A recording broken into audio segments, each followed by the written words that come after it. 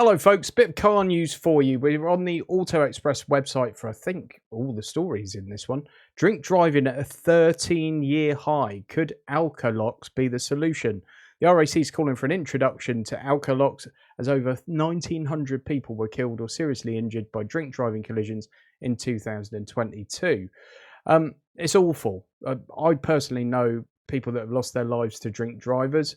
When in my days in the insurance industry, I saw many cases of people losing their lives at the hands of drink drivers.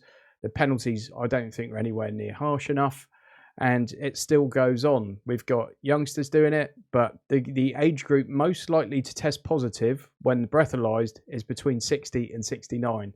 People that I'm sure you agree should know better at that age. It's a disgrace. If you're going to drink, leave your car, get a taxi, whatever else you need to do, but you should not be getting behind the wheel unless you're an utter bellend. Bleak picture as 130,000 cars were stolen in the UK last year, with 77% of cases never solved. The latest Office of National Statistics data showcases how as many as 350 vehicles are stolen in the UK every day. That's crazy. 350 cars being nicked per day. Says that basically the criminals are getting more and more advanced in sort of overcoming anti-theft technology in cars. We've seen all kinds of things being used to steal cars, from Bluetooth speakers to relay devices. It's nuts. And they point out in this article that the police don't tend to have dedicated like car theft task forces anymore. Obviously, the police has been stripped back and had costs cut. Just like pretty much every other department that's run by the state. But it's a disgrace, this is. When people complain about their insurance going up constantly and how they haven't had an accident, they've never had an accident. If the bloke up the road's had his Range Rover nicked and it's cost 100 grand, unfortunately, you're going to get hit with some of that. It affects your postcode, it affects your area. Car crime is a massive factor in the price of car insurance.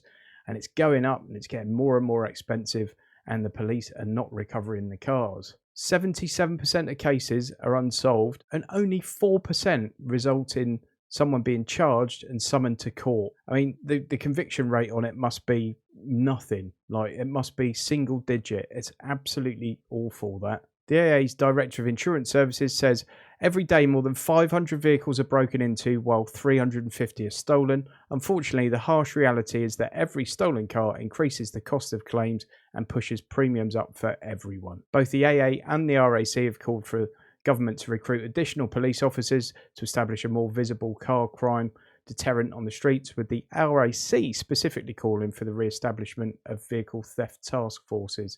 That's what it needs. It needs vehicle theft task forces, not just plod on the street. Government does not understand how bad the UK local roads have become. A report from the National Audit Office shows the government's ignorance regarding the declining state of roads in England.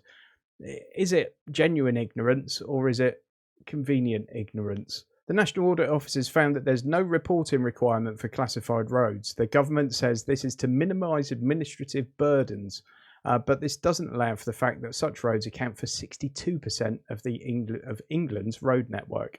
That said, while 70% of councils did submit data last year, 1 in 5 failed to share maintenance data regarding A roads under their jurisdiction. The RAC's head of policy, Simon Williams, described the UK's roads as being in a truly dire state of repair and called on Transport Secretary 𝘼𝙁𝙁𝙁𝙄𝙇𝙄𝙼𝙆 to honour her predecessor's commitment to give $8.3 billion from the cancellation of the northern leg of HS2 to invest in local roads over the next 11 years. Folks, we've got new cameras on the roads, and these are AI cameras, and they're going to catch you using your mobile phone behind the wheel. There has been an ongoing trial of the use of these, and that's now going to be extended after the number of convictions has almost doubled. Since 2021, a handful of police forces have been trialling a new kind of camera technology which photographs the driver as they pass, and AI will identify if the driver in the photograph is using their phone or not.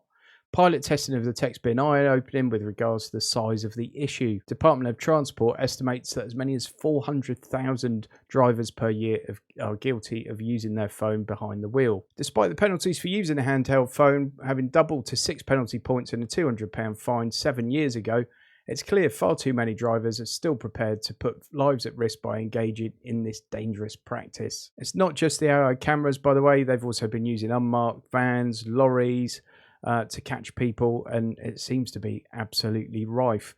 New Tesla Model 2 CEO Elon Musk reaffirms affordable entry-level electric car will arrive in 2025. He's been up and down like a yo-yo on this.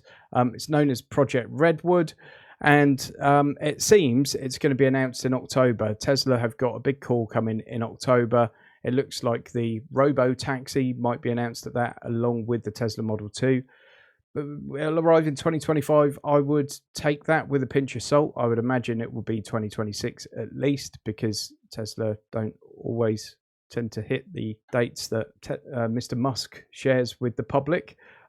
But it could be fantastic. He's already said, though, it's not going to be cheap as they hoped, because they haven't been able to reduce costs of manufacturing as much as they'd hoped. So I'm guessing that'll be 30 grand. There was lots of talk about it being a 20 grand Tesla, 25 grand Tesla. I'm sure it's going to be 30. New EU checks mean drivers must brace for 2-hour queues at the Port of Dover this summer. Ferry passengers could expect the port to be exceptionally busy over the next few months as essential upgrades coincide with the Olympic Games in Paris. Now, going back to people using their mobiles behind the wheel, boring self-driving cars create distracted drivers unsafe to take back control. New study by the University of Nottingham sees drivers more interested in their phones than the road behind the wheel of a car with autonomous systems. And that seems to make a great deal of sense. If you take away the driving from the driver, people will get bored and they'll look to do something else. So I think if we have these fully autonomous systems, it needs to be at a time when the car can completely drive itself without any interaction from the person in the driver's seat whatsoever, because otherwise it is just dangerous. I already think some of the things we've got in terms of assistance systems on cars are dangerous at times, and generally it's because they're not quite there yet. The technology's not quite where it needs to be. And this is just one other example of that. You know, it's unbelievable what they can do with cars now, but we have to think about the person behind the wheel. If they need to be involved, perhaps they should be fully involved. Cheaper electric cars are on the way as battery prices collapse. EVs already undercut ICE models in China, and price parity between electric and ICE cars may arrive much faster than expected in Europe. I think we're already seeing that on the used car market. We're seeing EVs now sometimes being cheaper than the electric counterpart. The petrol, diesel, hybrid counterparts. But they're saying we're going to start seeing that on new cars soon, and it's already happening in China. The reason for that is battery companies all massively ramped up production, because if you remember, not too long ago, there's a bit of a shortage of batteries out there, and people were having huge delays to get their hands on their new car because there weren't enough batteries. So everyone's gone bonkers and ramped up production as much as possible to make as much money as they can. And demand has not sort of carried on in that upward trajectory. So the price is coming down. That's fantastic news. Hopefully it will continue. Electric cars need to be much cheaper at source. It would, if they were, it would certainly help control some of the depreciation we're seeing on them, much of which I think is quite artificial. And it should make a new car ownership possible for everyone. And hopefully they won't have to pay sodding luxury car tax on what is a fairly standard run-of-the-mill car going forward. So yeah, I see that as very good news. New electric car charging lab to boost reliability of public chargers. GridServe's new facility makes it easier to diagnose problems in the network and boost the speed and success rate of EV charging. I think that speaks for itself, so I'm not going to go on with that. Drivers caught ignoring smart motorway safety signs hit record amid police clampdown. As many as 53,000 people have been caught driving in closed lanes on smart motorways in the past 3 years. I saw exactly this on the M3 this week. 4 lanes on the M3. One of them's closed with a big red X. It was lane 3, and just a massive stream of traffic. Nobody even got out of the lane.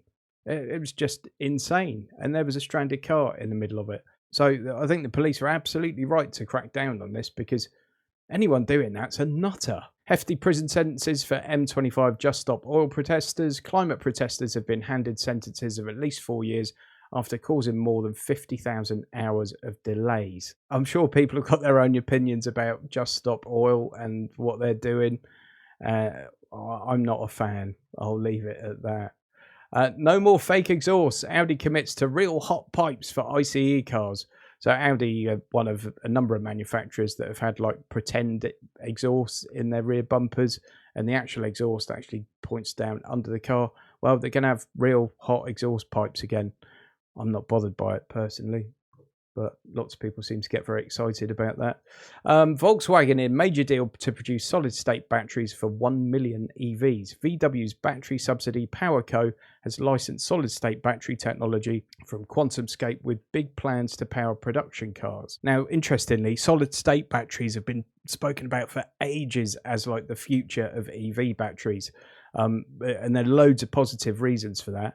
But Tesla is not going the solid state route. They're producing a new second gen or next gen cylindrical battery system, which is not solid state. I think the idea is for people to have more energy dense batteries that last for longer and hopefully cost less to produce and require fewer precious minerals and things like that. So perhaps less harmful mining, etc. But VW seem to be going big on solid state, 1 million batteries. So there you go, folks. I hope you've enjoyed that one. I've just blasted through. I haven't done lots of like new car news in this one because a lot of it at the moment is just sort of guesswork and conjecture and stuff. And there's quite a lot of this sort of bigger picture news going on at the moment rather than just here's a new Vauxhall. So I hope you've enjoyed it. A little bit different. Please give it a thumbs up. Please subscribe to the channel and please come back for more. Have a good one. See you soon.